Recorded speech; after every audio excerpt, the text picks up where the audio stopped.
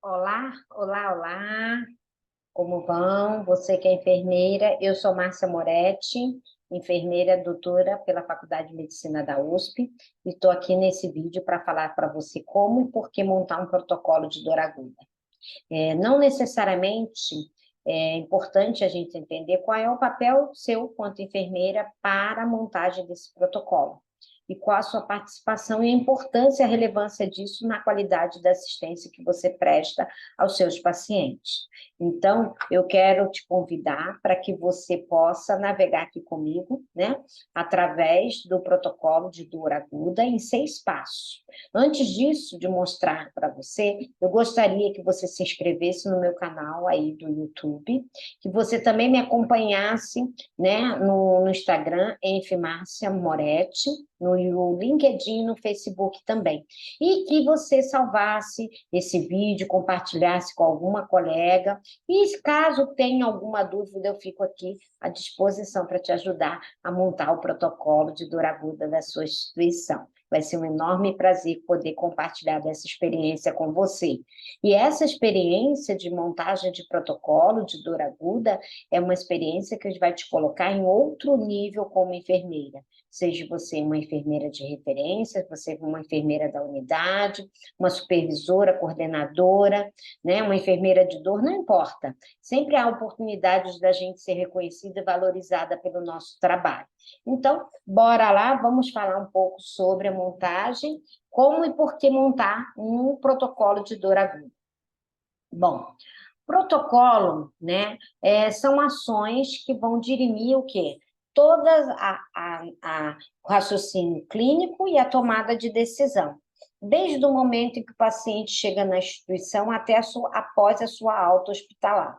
Os protocolos, eles não são receitas de bolo, eles são um norte, né, um guideline, um guia de conduta das melhores práticas baseadas em evidências para um determinado tipo de procedimento. Nesse caso aqui, é o controle da dor, o gerenciamento da dor aguda, né? O objetivo dos protocolos é justamente garantir ao paciente que ele vai ter um cuidado adequado, baseado em evidência, para que ele não tenha, seja exposto a nenhum tipo de risco e assim poder gerar uma satisfação, uma segurança, né, do seu atendimento durante a sua experiência na instituição.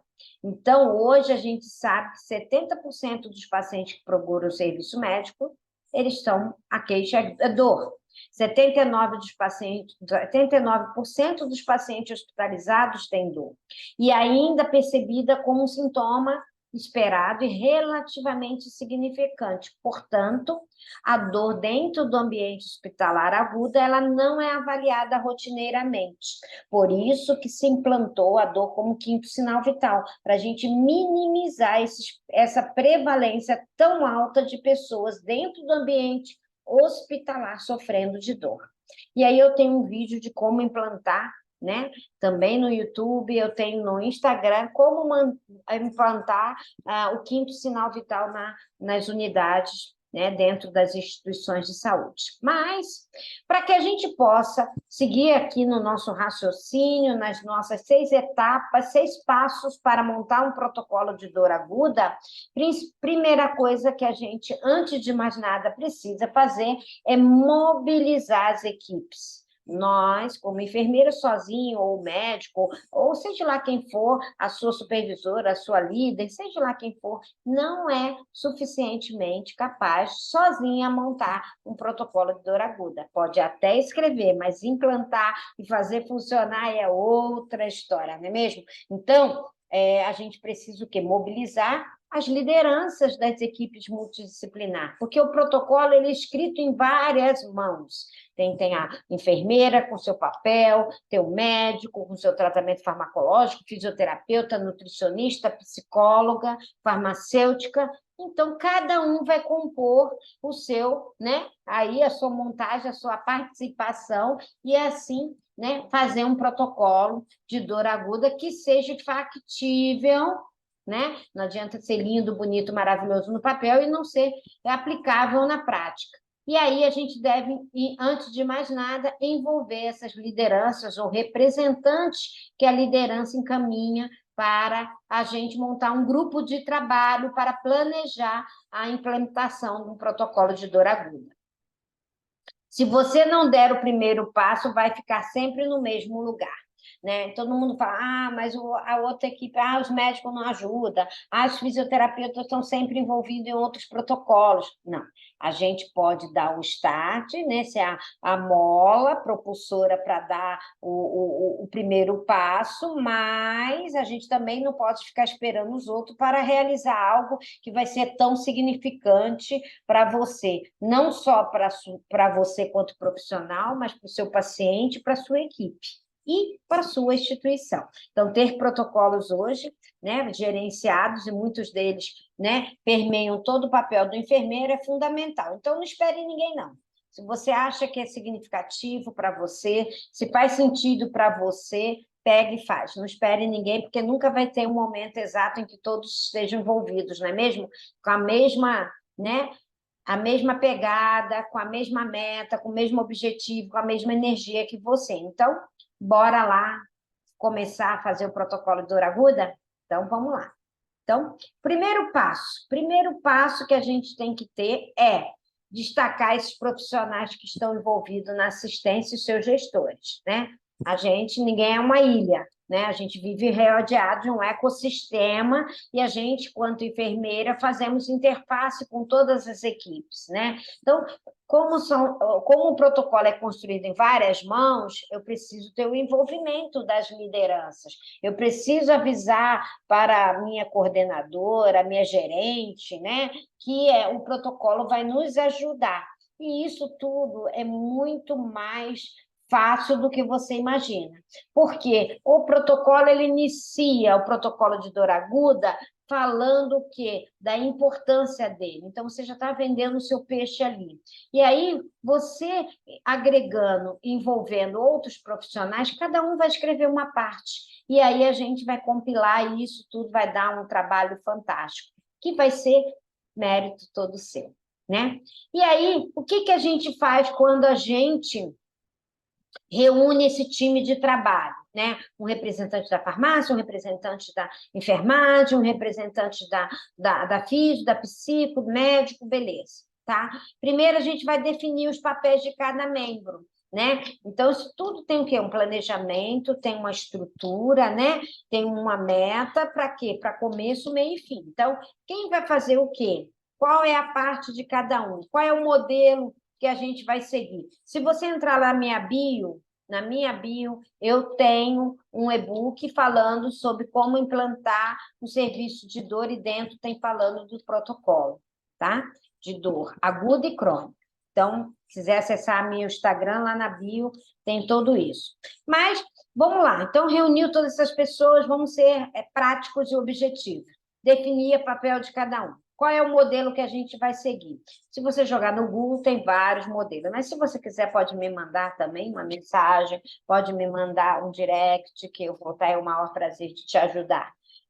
Fazer um cronograma junto com todo esse time de atividade, para que a gente possa ter o quê? Entregas, né? Senão vai deixar, né, ao bel prazer, nunca vai concluir isso, para que a gente possa implantar efetivamente isso na prática. Então, a gente ainda está construindo, validando internamente com esse time, né, essa força-tarefa.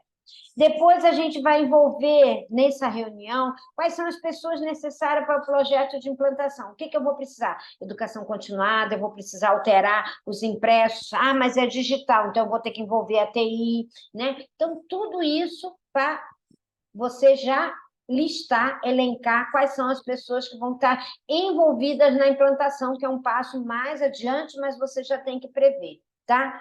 Definição das áreas que você tem na sua instituição, né? Enfermagem, médico, fisioterapia, nutrição, tem psicologia, né? Às vezes você tem outras áreas, como acupuntura dentro da instituição, tem grupos de dor dentro da instituição, então tem que ver quem é que vai, né, estar junto nessa empreitada.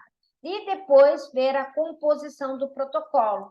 O protocolo ele tem a introdução, obviamente, né? Ele começa com uma avaliação e depois ele vai fazendo as possibilidades de tratamento, sejam eles farmacológicos ou não farmacológicos, né? Então, esse é o primeiro passo. Qual é o segundo passo? Né? O segundo passo é esse grupo de trabalho definir quais as escalas de avaliação de dor que serão padronizadas. E isso vai depender do quê? Quem é meu perfil de paciente, né? Quem é meu perfil de paciente? Eu atendo criança? Então, eu vou ter que ter escala para criança. Não, eu não atendo criança, só atendo adulto na minha instituição. Então, não tem por que padronizar essa escala. Escalas têm inúmeras, sugiro que aquelas validadas né, validadas e reconhecidas para a nossa língua, né? Não aquelas traduções espontâneas, tá? Recomendo fortemente segui-las, né? Aquelas que são validadas, têm publicações para a nossa língua, né? Português Brasil, para que a gente possa entender. Eu tenho paciente adulto, eu tenho paciente de UTI, eu tenho paciente demenciado, idoso, então eu tenho que ter escalas diferentes. Então, sempre olhe a escala que seja mais simples de você implantar e da sua equipe avaliar. Às vezes já aconteceu, já tive experiência de instituições colocar escalas muito difíceis, longas, né? E na prática ela não, na implantação não vingou. Por quê? Porque é inviável. Então, tome bastante cuidado, discuta, faça um bom levantamento de dados de todas as escalas disponíveis e adeque ao perfil dos seus pacientes. O terceiro passo é a implantação da dor como quinto sinal vital.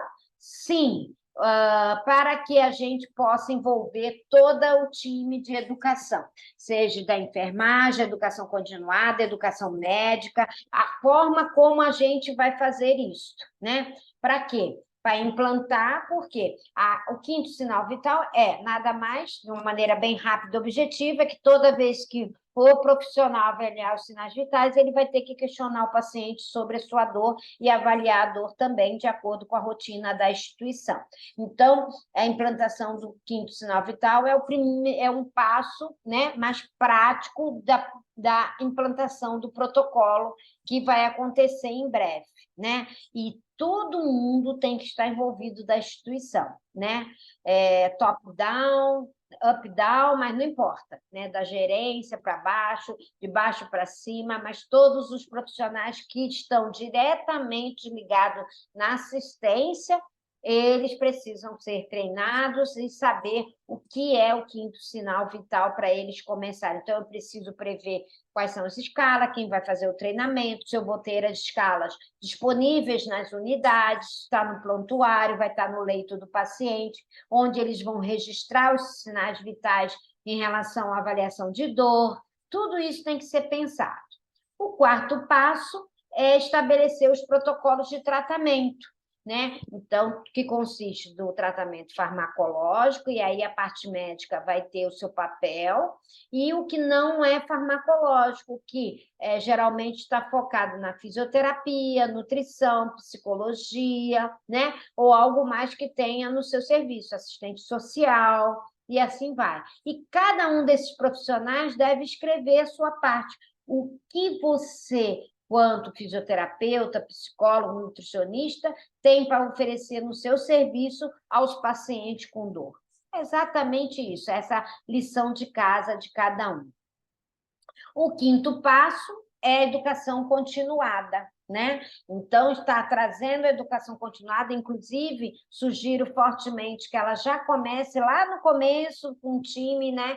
Com a força de trabalho, porque ela é fundamental, porque nós precisamos ver os meios de comunicação para mostrar o protocolo para as equipes, para mostrar e validar na qualidade, para depois também validar na diretoria, para depois, então, a gente descer para todas as equipes e, inclusive, quem está à beira-leito ali, para saber como que isso vai acontecer na prática.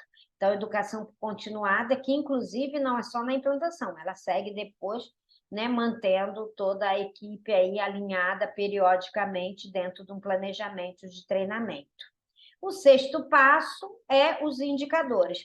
Implantei, treinei todo mundo, está todo mundo avaliando, e aí, depois de uns 6 meses que está rodando o protocolo, sugiro o quê? Pensar nos indicadores. Quais são os indicadores? Sugiro começar com um indicador para a gente começar o quê? As auditorias internas, para que a gente possa e você possa medir se o que está escrito no papel ou na intranet do seu serviço, da sua instituição, ela está sendo praticada na prática. E se isso não está acontecendo, aí a gente precisa analisar qualitativamente o que está acontecendo, o que está faltando para que esses indicadores, né? Geralmente a gente estabelece algumas metas, né? Então, eu não tenho ainda a aula de indicadores, mas em breve vou colocar lá. Temos indicadores assistenciais e indicadores gerenciais, Edu, que vai ajudar você, né, saber como é que está a minha unidade, porque aí, às vezes, no dia a dia, né, todo mundo está fazendo, mas é importante não só para dar uma devolutiva para o seu gestor, mas também para a sua equipe e, assim, garantir um cuidado de qualidade. Então, os indicadores um segundo momento de extrema relevância para você saber como as coisas estão fluindo dentro do seu serviço. Então, protocolo de dor aguda para os pacientes em pós-operatórios, dores, infarto, paciente em pós-parto, tudo isso são fundamentais, queimados, e são relevantes que isso tenha para garantir, né, uma qualidade, para que você seja um enfermeiro que possa